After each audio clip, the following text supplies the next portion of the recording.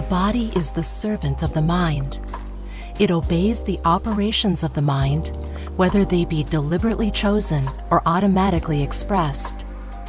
At the bidding of unlawful thoughts, the body sinks rapidly into disease and decay.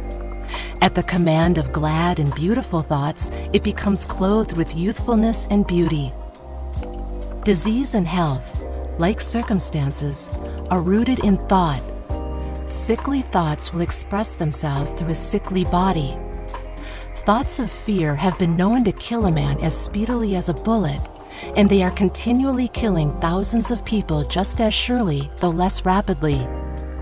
The people who live in fear of disease are the people who get it.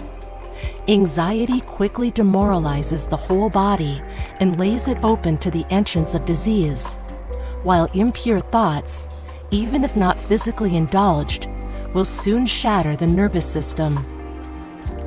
Strong, pure, and happy thoughts build up the body in vigor and grace. The body is a delicate and plastic instrument which responds readily to the thoughts by which it is impressed, and habits of thought will produce their own effects, good or bad, upon it. Men will continue to have impure and poisoned blood so long as they propagate unclean thoughts. Out of a clean heart comes a clean life and a clean body. Out of a defiled mind proceeds a defiled life and a corrupt body. Thought is the fount of action, life, and manifestation. Make the fountain pure, and all will be pure. Change of diet will not help a man who will not change his thoughts. When a man makes his thoughts pure, he no longer desires impure food. Clean thoughts make clean habits. The so-called saint who does not wash his body is not a saint.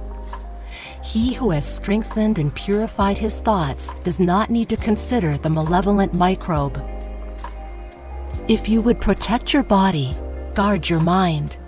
If you would renew your body, beautify your mind. Thoughts of malice, envy, disappointment, despondency rob the body of its health and grace. A sour face does not come by chance. It is made by sour thoughts. Wrinkles that mar are drawn by folly, passion, pride.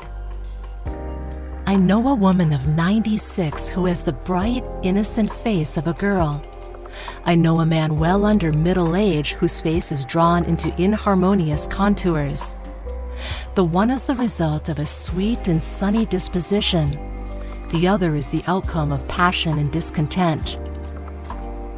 As you cannot have a sweet and wholesome abode unless you admit the air and sunshine freely into your rooms, so a strong body and a bright, happy, or serene countenance can only result from the free admittance into the mind of thoughts of joy and goodwill and serenity. On the faces of the aged there are wrinkles made by sympathy, others by strong and pure thought, and others are carved by passion. Who cannot distinguish them? With those who have lived righteously, age is calm, peaceful, and softly mellowed like the setting sun. I have recently seen a philosopher on his deathbed. He was not old except in years. He died as sweetly and peacefully as he had lived. There is no physician like cheerful thought for dissipating the ills of the body. There is no comforter to compare with goodwill for dispersing the shadows of grief and sorrow. To live continually in thoughts of ill will, cynicism, suspicion, and envy is to be confined in a self-made prison hole. But to think well of all, to be cheerful with all, to patiently learn to find the good in all, such unselfish thoughts are the very portals of heaven. And to dwell day by day in thoughts of peace toward every creature will bring abounding peace to their possessor. End of Effect of Thought on Health and the Body.